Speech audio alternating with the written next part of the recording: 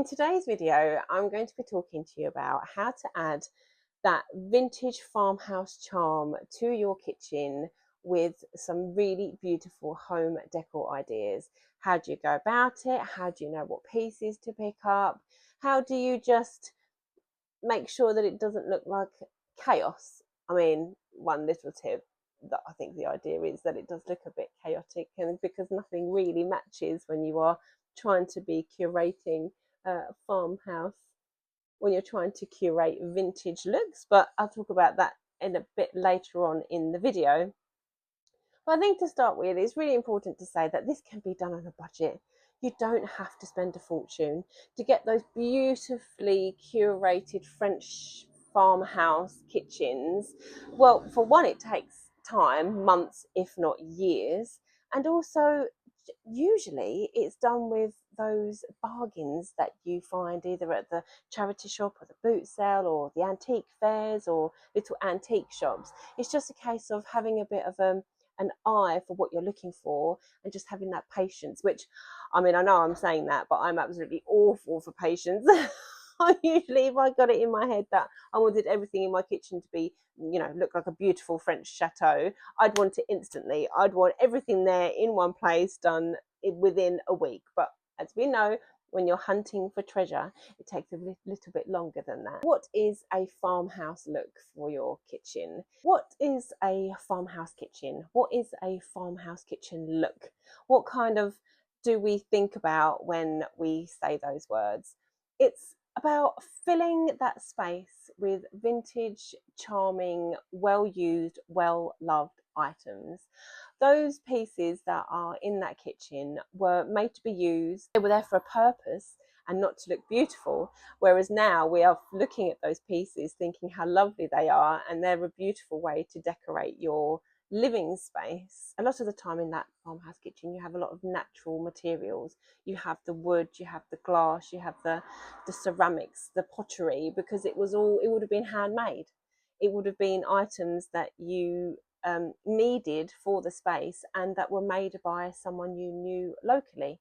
So you could have a wooden rolling pin or a stoneware pot or a glass jar that they needed to serve a purpose. And because over, in the past, in those early kitchen spaces, because everything that was there was for a reason, it was quite mismatched. You weren't buying you weren't buying a new pot or a new basket because you think, oh, that would go beautifully with my candlesticks that are on my dining table. You bought them for a reason. So when we're kind of trying to create that farmhouse look, you're trying to create that kind of used, charming, effortless look of things that have just been gathered over time and are able to go into your space and add that little bit of soul. So if you're trying to create the farmhouse look, buying vintage antique is just the most perfect way to do it, because you're actually adding those kind of items to the space. You're adding those used things which have the patina and the cracks and the crazing. You have the look of a space that has been much used and much loved. So how do we go about this? How do we know what are the first kind of things that you should buy, or what kind of items should you be putting in your space? The best way to start is just to start really, really small. There's no need to try and fill a whole entire kitchen with every item that you think that you need, because, well, that's going to not have that same feel about it, for one, but also you don't need that kind of a huge budget right at the start. The thing is to just start small and start slowly.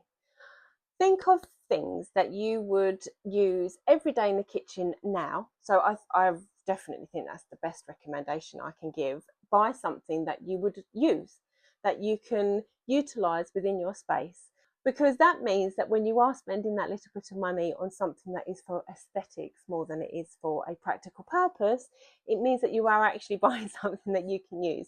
So it could be a set of salt and pepper pots. It could be just something small, something that has an age to it, something that you can tell has had a previous life. So let me have a look behind me to see if I can find something that I would class as one of those first little buys that are perfect to just pop on your shelf or pop on the dining table or the island. That just adds that little bit of charm. Here I've got a olive oil and white wine vinegar bottles with their corks. They are just beautiful. They are made in England by Pearson's, and they are stoneware bottles for your olive oil and white wine vinegar with their cork stoppers. So a really easy, simple item to look out for. They have the right colour, they have the right look, they have the right age. Items that you can actually use. They're small enough that they're not taking up too much room, and they're charming enough to add all those things that you want them to add, that kind of age and charm that a farmhouse kitchen. If you can imagine your great grandmother using it in the kitchen while they were cooking, that's kind of the idea that you want to run with. One of the best things to do is to learn the kind of materials that you want your items to be made out of. That can really help narrow down what you are wanting to fill that farmhouse kitchen with. First of all, we've got the stoneware and the ceramics.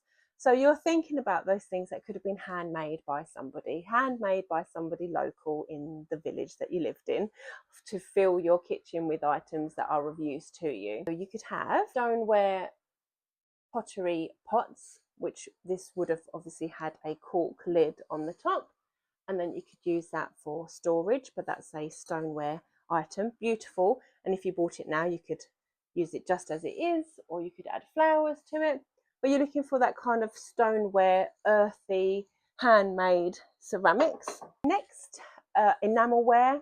That is a great item if you are wanting to add that vintage look to your kitchen, because enamelware is very much a kitchen item. So you've got the bread bin, and they are items, the enamelware especially, are items that you could still use today. You could pop your bread in the bread bin, so it's looking beautiful on the side. You're able to use it for what it's intended for. There are lots of enamel things, jugs that you could put flowers in, the jugs that you could put flowers in. I've then also got the lovely candle holders that look great that you could just pop onto your table. Then you've got the cookware, so the trays and the dishes of the enamelware that you could just have piled up on the side. Then you've got your linens, so you could just have a couple of tea towels. You could have a beautiful tablecloth and have some beautiful linen embroidery. So this is just a little place setting, but you could use it as the centerpiece on a table, and you could place something on there. So you've got that handmade element to it with the beautiful hand embroidered flowers. Everything they would have placed in their kitchen over time would have served a purpose. So the tablecloth would have been there to protect the table. And it wasn't so much about aesthetics, it wasn't about looking pretty, it was about what that item could do for your kitchens. The next kind of material that is a really great one to add is anything wooden, anything wood turned, anything made with wood. Adds that kind of extra depth to that warmth when you have a wooden item in the kitchen. So for example, I've got this really lovely handmade wooden cutlery tray. You don't even have to use it as a cutlery tray, but it's a small item, it's handmade, it's in good condition, but the fact is that you can see that the condition is used. And wooden items, you've got the rolling pins, you've got the cups, you've got the bowls. Glass items, for the obvious reason, they would have been hand blown and they would have used for storage. I've got this beautiful French jar that you would use for storage, but for now, when we're looking at it, the colour green that they've used is just absolutely stunning. It's so beautiful. It adds a bit of character and charm to the space. But glass items are a great small thing that you can add. Let's have a run through of the materials again. So we have stoneware and ceramics. We have enamel items. We have beautiful linens. we have wooden items, and then we have glass and brass. And I didn't really say much about brass, but brass items were used a lot in the hardware. So you would have it on the doorknobs or the door knockers, or but brass, because it has that rich gold tone to it, adds that bit of sunshine to the space. So when you're looking for your items to put in your collection, and you kind of have an idea of what kind of materials that you're looking out for, you have to kind of read the damage on the item. How much is too much damage, or what damage could you get away with? Because when you're talking about vintage pieces or antique pieces, the hope is that it does look a bit like it's lived a life, that you want there to be a patina, you want there to be character, you want there to be signs that it's had that life. But again, you don't want it to be too broken. Well, I suppose it depends how much you love that piece. Because I think a little bit of patina and crazing and all that is beautiful. That's what makes that vintage piece. But if it has a huge crack in it, a huge chip in it, then maybe it's not right to place in your kitchen. I've got an example behind me, which is a teapot that I absolutely fell in love with.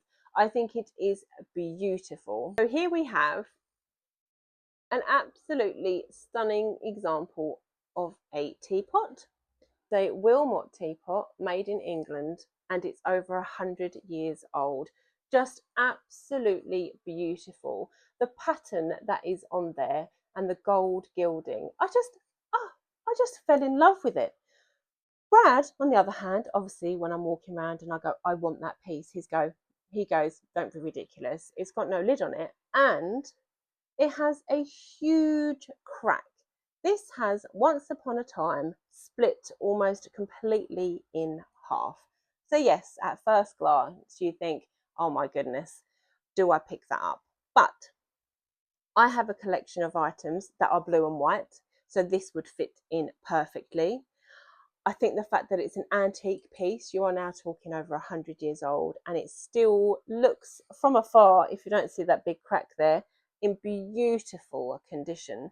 But I just think the big crack, because it's been fixed so beautifully, just shows that someone thought this teapot was so precious that they wanted to keep it. And back then, the teapot was worth more than the cost of having it repaired. So it would have been, they were usually like traveling repairmen that would go around, and they've drilled tiny little holes in the pottery, added these tiny little pieces of metal to then kind of staple the pottery back together. So for some people, that may be too much damage. So this is what I mean by read the damage. Like, have a look of how you feel. Would that be too much for you? Because for me, having that sign of it being fixed, I just think is beautiful. There are no other chips on there, and it has lasted, probably 125 years. If this was in pristine condition, it would be worth quite a lot of money.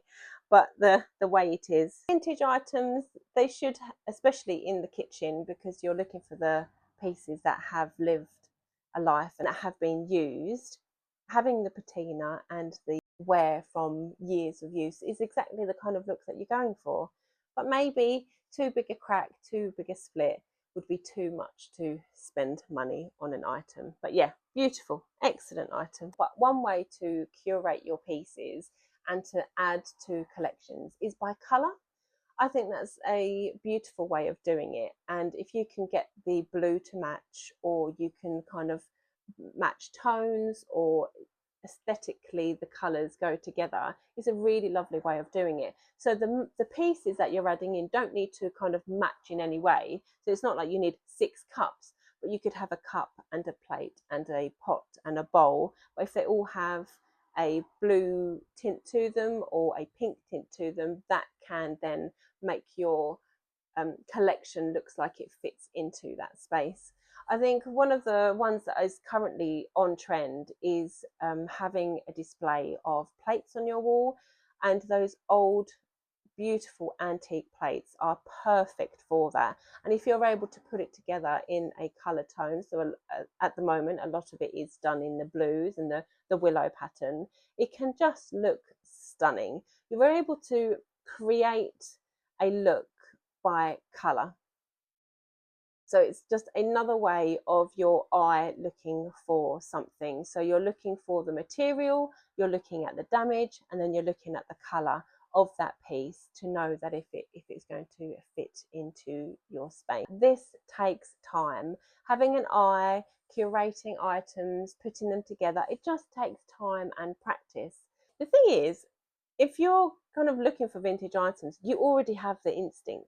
You already know what you love, and that's it. That's a great thing to listen to. If you see something and it suddenly sparks a bit of joy and makes you feel happy, then you buy that piece. Especially for that farmhouse kitchen where everything would just be a collection of items that don't even match really. Just something that brings you joy is great. And if you layer that with looking at what it's made from and also having a rough idea of its age and the colour and the damage, and it brings you joy, you know that is going to sit so well in your space, in your kitchen, because you've chosen it. I think the reason you can also buy so freely when it comes to vintage is that you're not stuck with it. You can buy it, you can take it home, you can live with it, you can enjoy it. And if after a while you don't quite love it, you can let it go. I think a lot of vintage items do hold their value. So if you want to resell it, then great. If you want to donate it or give it to charity, then lovely. But if you get to a point where you think I have too many items, they can be then moved on to the next person and they can move on to their forever home. We do that quite often because I'm terrible. The reason I buy the items for our business is because I love everything. And then the problem is, if I love everything, it means I want to keep it. So we do have a rule.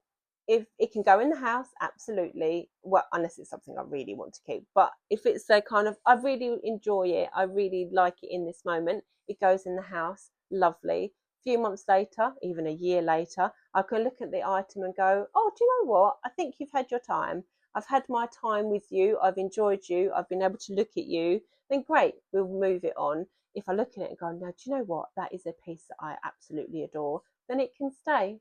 But you don't have to be so, you don't have to be too worried either about picking up a piece and then what do you do with it. You can enjoy it and pass it on. Let's have a little quick recap of what you need to do to be able to fill your kitchen with this wonderful vintage farmhouse aesthetic. One, just start really small. Just buy one little thing. You don't need to go over the top. You don't need to be too fussy about it. Just buy something small and little and charming and looks like it would have been used in that space. Two, have an idea of the kind of materials that would have been around at that time, would have been around historically in a kitchen. Three, have a look at the damage. How much is too much damage? Are you able to live with it? Does it matter? Does it affect the piece? Does it affect the piece in any way? Four, collecting groups. If you have a little selection of tea and coffee items, add a sugar bowl, add a milk jug, add a silver spoon, just something vintage and charming into a collection that you already have. Five, work on colours. Maybe that's a nice way for you to collect. Colour match what you already have, or match a colour that you really love. If you like that beautiful royal blue, then go with royal blue in one of your small collections. And then trust your eye. I have complete faith in you. I know you will pick beautiful items by just trusting your instinct. Trust that little feeling inside that sparks that little bit of joy. If you see something and it makes you go, oh, that's pretty, great, perfect. That's exactly what you're looking for. And from there, you kind of just, it's practice and looking and just getting used to knowing what you really like. If you do most of these things or one of these things, you should be able to add that wonderful feeling of a loved farmhouse kitchen to your space. We have our eBay Live later, where you will actually be able to purchase the items that are on these shelves, which I have personally curated over the last 3 to 6 months by just looking at things that I absolutely love.